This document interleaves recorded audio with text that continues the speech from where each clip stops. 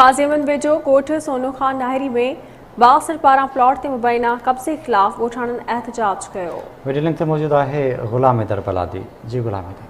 जी बिल्कुल हिन वक्त मौजूद आहियां काज़ीअमद वेझो यूसी बावल शाह दे बिराड़ो ॻोठ सोनो खान डायरी में जिते बासर मुबैना प्लाट ते कब्ज़ो ख़िलाफ़ हितां जा जेके रहवासी आहिनि उहे सरापा एजाज बणियल आहिनि। वधीक हिननि सां ॻाल्हि ॿोल कंदासीं त हिननि जो छा चवणु आहे। मुंहिंजो अर्ज़ु आहे, मां काज़ीअमद जो वेठल आहियां हिते हिन ॻोठ में। अबे ॾाढे मुंहिंजे हिते रज़ा कई आहे, हिते मुक़ाम, हिते ॻाल्हि सभु ॻाल्हि हिते आहे। हिते ज़ुल्फ़कार आयो, मूंखे चयईं हीउ प्लाट मूंखे वांदो करे ॾे, मूंखे जॻह कान्हे, आउं वियां थो।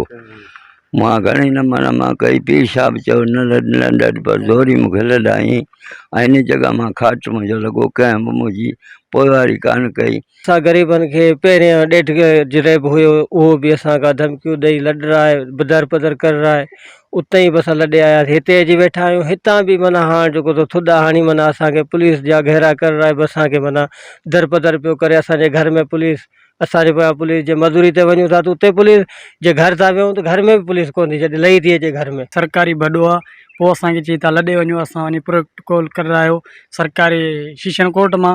उन बावजूदि प्रोटोकॉल जे पोइ बि असांजे हिकिड़ी एफआईआर, ॿी एफआईआर, हींअर 3 एफआईआर करायासीं। असां केस ॻायूं पिया काज़ीअमद कोर्ट में।